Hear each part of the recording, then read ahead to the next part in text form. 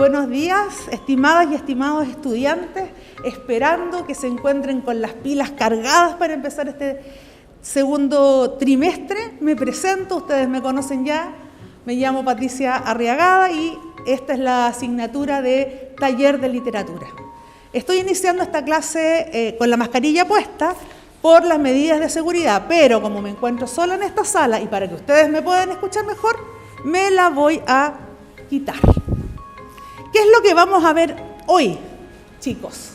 Bueno, hoy día vamos a presentar el tema del realismo mágico. ¿De qué hablamos cuando conversamos de realismo mágico? Va a ser el motivo de esta cápsula. ¿Qué haremos hoy, como digo? Entonces vamos a trabajar la idea de realismo mágico. Seguramente ustedes en la vida han escuchado una canción que dice Macondo, Macondo, yo me voy para Macondo. O a lo mejor han visto en algún otro momento o escuchado una canción que dice mariposas amarillas, Mauricio Babilonia, mariposas amarillas que vuelan sin cesar. Esos elementos pertenecen a la cultura del realismo mágico, que es un movimiento, tal como vamos a ver, propio de Latinoamérica. ¿Qué es el realismo mágico? El realismo mágico es tomar un hecho, tal como dice la presentación, de la realidad, estudiarlo, conocerlo, para luego transformarlo en un evento mágico. ¿Y cómo lo vamos a hacer? Tal como dice la presentación, narrar la observación de un hecho singular y transformarlo en un hecho sobrenatural. Luego vamos a explicar qué significa que estemos frente a un hecho sobrenatural. Observa estas láminas. En la primera lámina tenemos un joven que está rodeado de un enjambre de mariposas de color amarillo. Él es el personaje que nombré antes, Mauricio Babilonia, uno de los personajes que más ha trascendido de la novela 100 años de soledad. Mauricio Babilonia es un mecánico que camina por su pueblo de Macondo rodeado de mariposas amarillas y lejos de extrañar a la comunidad, lo toman como un evento normal. De hecho, cuando Mauricio desaparece, la gente guarda silencio absoluto para sentir el aleteo de estas mariposas y poder encontrarlo. La otra imagen es de otro cuento de Gabriel García Márquez llamado Un viejo con alas muy enormes, y cuenta la historia de un anciano que un día aparece de la nada en una playa y que una familia lo recoge llamando al cura del pueblo para que éste vea si se trata de un ángel, pero el cura determina que no es un ángel y como este anciano tiene alas, deciden encerrarlo en el gallinero, porque los pájaros están en el gallinero. Y se toma como un evento normal, casi hasta que la comunidad se olvida de este pobre viejo. ¿Qué quiere decir esto? Lo sobrenatural siempre es tomado como lo normal. Ahora, ¿por qué estamos hablando de realismo mágico y no de otro movimiento literario dentro de este taller? Primero, porque el realismo mágico es el primer movimiento literario propio de Latinoamérica. No hay realismo mágico en Asia, no hay en Oceanía, no hay en los Estados Unidos ni en Europa. Es un movimiento propiamente latinoamericano que surge en la década del 60, de los años 30, y se masifica y se vuelve potente entre los 60 y los 70, dado la convulsión política que vive América Latina. Tenemos la Revolución Cubana, las grandes dictaduras latinoamericanas, y los ojos del mundo, de la cultura, se vuelven hacia este paisaje latinoamericano, y tal como dice, se genera una literatura del boom. Cuando nosotros pensamos en boom, pensamos en una explosión, y de eso se trata. Cuando nosotros estamos hablando de este boom latinoamericano, se trata de que las letras latinoamericanas se vuelven importantes para el mundo, lo que quiere decir que se transforman en una moda y todo el mundo viene a Latinoamérica a leer y a buscar los libros de estos escritores. ¿Qué significa esto? Entonces este movimiento propio de Latinoamérica evoluciona hacia el mundo y se vuelve una corriente largamente imitada. ¿Cuáles son las características? Primero, cuando yo escribo sobre el boom o escribo sobre realismo mágico, primero me adentro en un hecho político o social importante para nuestra comunidad y le agregamos elementos sobrenaturales y mágicos. ¿A qué me refiero con esto? Tomo un hecho real, ¿sí? Una dictadura, por ejemplo, y le agrego algún elemento sobrenatural para que ésta, a pesar de la atrocidad, adquiera una nueva forma de crítica social. Tal como dice el punto número 2, se normaliza aquello que ocurre y se le agregan elementos sobrenaturales. Y la naturaleza latinoamericana se vuelve exuberante y mágica.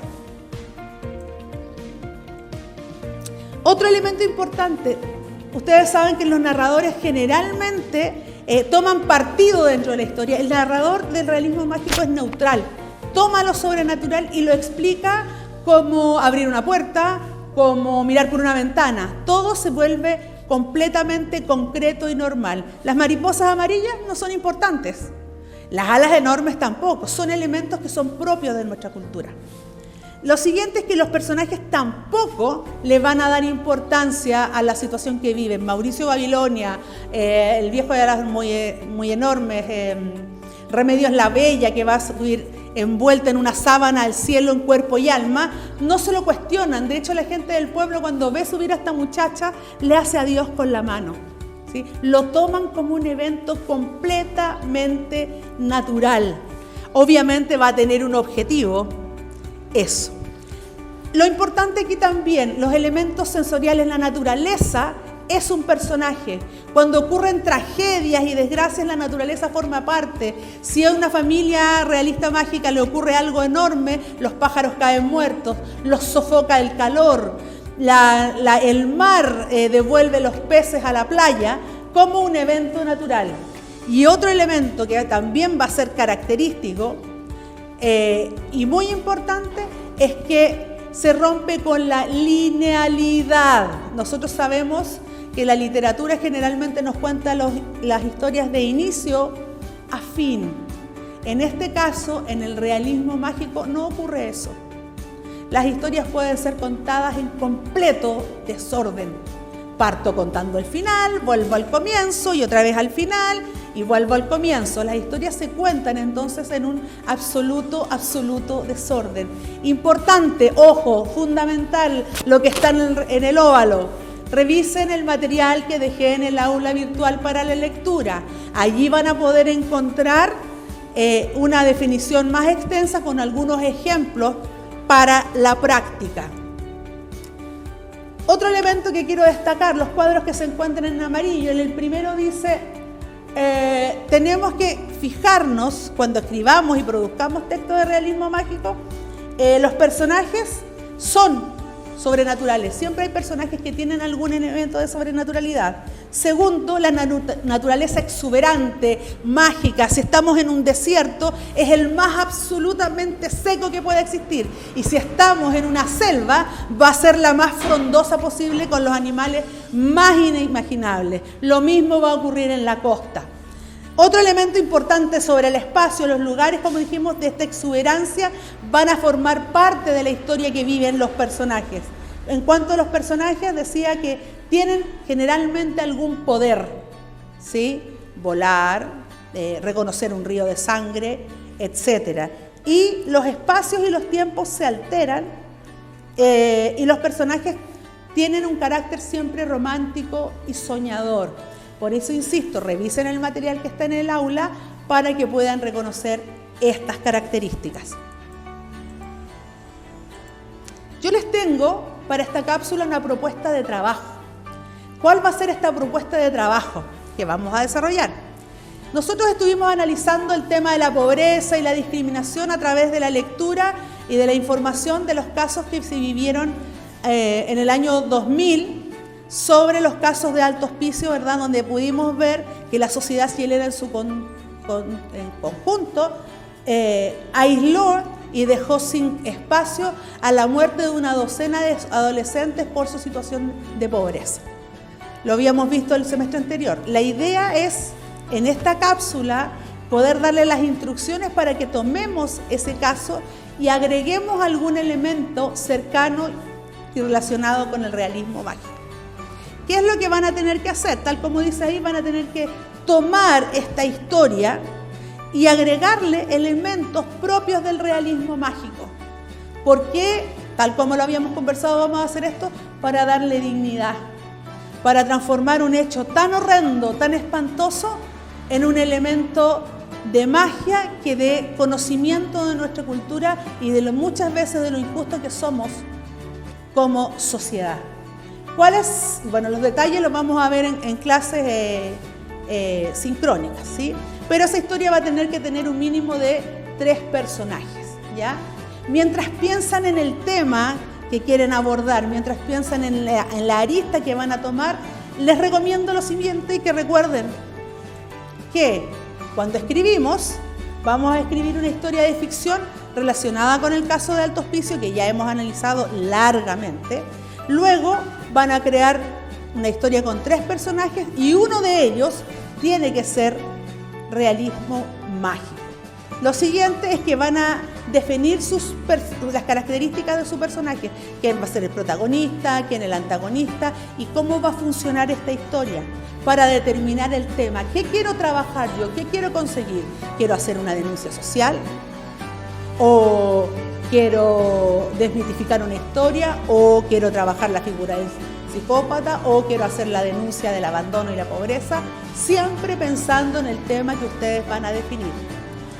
Pueden utilizar cualquier tipo de narrador, el que a usted más le acomode. Si quiere que sea omnisciente, omnisciente. Si quiere que sea personaje, personaje.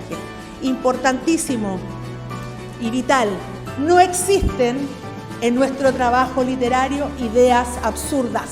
Las ideas más absurdas suelen ser las más geniales. Así que si usted dice, esto se ve ridículo, trabájelo, escríbalo, perfílelo y hacemos los comentarios en clases.